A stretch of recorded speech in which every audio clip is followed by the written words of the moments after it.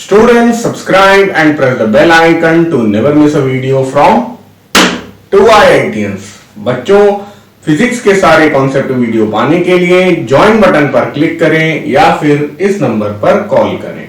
आप हमसे Google meet पर लाइव पढ़ाई भी कर सकते हैं, उसके लिए इसी नंबर पर व्हाट्सएप करें। शुरू करते हैं motion in a straight line. अब पहली बात क्या है? Frame of reference. चलो एक छोटा सा एग्जांपल लेते हैं। ये हैवी ड्राइवर अपना ट्रक लेके आगे बढ़ रहा है और एक स्टोन पड़ा हुआ है, स्टोन में एक चींटी बैठी है। ठीक है, इस चींटी से पूछो कि भाई ये स्टीयरिंग जो है, स्टीयरिंग व्हील, ये चल रहा है या रुका हुआ है? तो ये बोलेगी चल रहा है। और इस ड्राइवर से पूछो कि तुम्हारा स्टीयरिंग व्हील चल रहा है या रुका हुआ, एक जगह एक पोजीशन पे है या नहीं है, तो ये बोलेगा मैं ऐसे घुमा रहा हूं तो चल रहा है, वैसे अपनी जगह पे है। तो यहां पे सही आंसर नहीं आया। फिर बोले अच्छा चलो यहां पे इसका हॉर्न लगा हुआ, ठीक है। फिर चींटी से पूछा गया हॉर्न चल रहा है या रुका हुआ है, बोलेगी चल रहा है, ये अपना फिक्स है। बोलेगी ट्रक, पूरा ट्रक चल रहा है, सब कुछ उसमें जो लगा हुआ सब चल रहा है।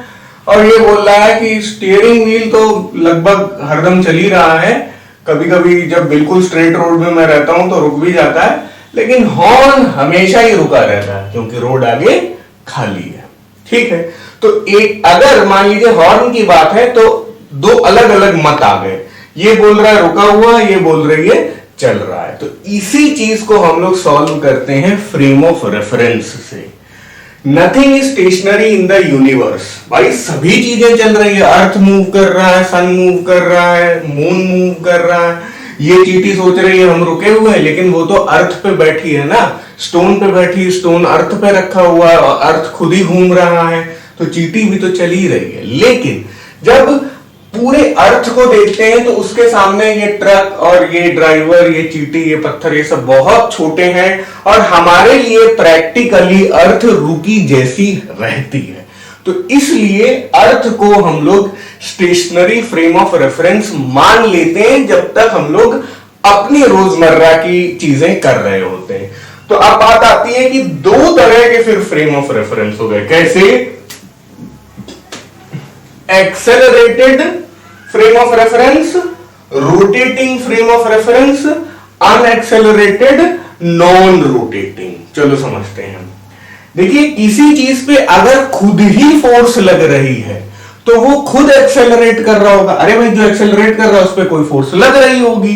तो ऐसी चीज को अगर हम फ्रेम ऑफ रेफरेंस मानते हैं, मान सकते हैं, ऐसी कोई बात नहीं है, तो वो हो जाता है non inertial frame of reference. अगर हम लोग ऐसा फ्रेम ऑफ रेफरेंस मानते हैं जिसपे कोई नेट फोर्स ना लग रही हो, कोई फोर्स नहीं लग रही है, तो अनएक्सेलरेटेड है। तो अब या तो वो रुका हुआ होगा या कांस्टेंट वेलोसिटी से चल रहा होगा। फिर से सुनना, या तो रुका हुआ होगा या कांस्टेंट वेलोसिटी से चल रहा होगा, तो वो इनर्शियल फ्रेम ऑफ रेफरेंस होगा। अब देखो स्टोन लाइंग ऑन अर्थ, ये कैसा है? पड़ा हुआ है ना यहां पे, तो एट रेस्ट है। उसी तरह एयरक्राफ्ट इन स्टेडी फ्लाइट, मान लो कोई एयरक्राफ्ट है, उसे ये ट्रक ड्राइवर देखने की कोशिश कर रहा है, तो अगर एयरक्राफ्ट बिल्कुल आराम से ग्लाइड कर रहा है, स्टेडी फ्लाइट में है, तो उसे भी हम लोग इनर्शियल फ्रेम ऑफ रेफरेंस मान लेंगे। At rest, this frame of reference is at rest, this frame of reference is moving with constant velocity. फिर मेरी गो राउंड, भाई गोल गोल घूम रहा है। अच्छा पहली बात, हर वो चीज जो रोटेटिंग होती है वो एक्सेलरेटेड होता ही होता है, ठीक है। लेकिन हर वो चीज जो एक्सेलरेटेड होती है कोई जरूरी नहीं है कि रोटेटेड हो। जब हम लोग रोटेशनल मोशन पढ़ेंगे तब और इस बात पे मैं ध्यान दूंगा। देखिए रोटेशन में लगातार वो अपनी डायरेक्शन चेंज कर रहा है, इसलिए वो एक्सेलरेटेड है। लेकिन एक्सेलरेटेड मोशन में अगर वो स्ट्रेट लाइन में एक्सेलरेट कर रहा है तो वो रोटेशनल नहीं होगा। अब यहां पे नेट फोर्स रहती है। मेरी गो राउंड हो गया rotating inertial frame of reference, take off करता हुआ एयरक्राफ्ट कैसा होगा, एक्सेलरेटेड होगा। अगर मैंने यहां पे एक्सेलरेटेड लिखा है तो अपने आप से आपको समझ लेना है कि रिटार्डेड भी तो यहां पे काउंट होगा। अगर एयरक्राफ्ट जो है लैंडिंग कर रहा है तो रिटार्डेशन फेस कर रहा होगा, वो भी एक non inertial frame of reference होगा।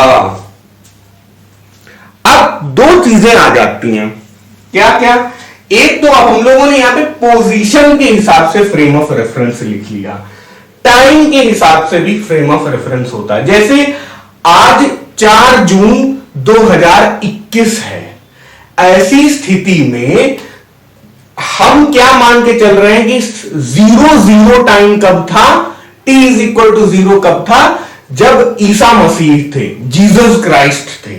तो जीसस क्राइस्ट के बाद एडी और जीसस क्राइस्ट के पहले हिस्ट्री में चले गए तो बीसी। तो एक तरीके से जीसस क्राइस्ट का लाइफ जो था वो भी एक पॉइंट ऑफ टाइम बन गया, वो भी एक frame of reference of time बन गया। ये जो यहां पे डिस्कस किया वो frame of reference of position है।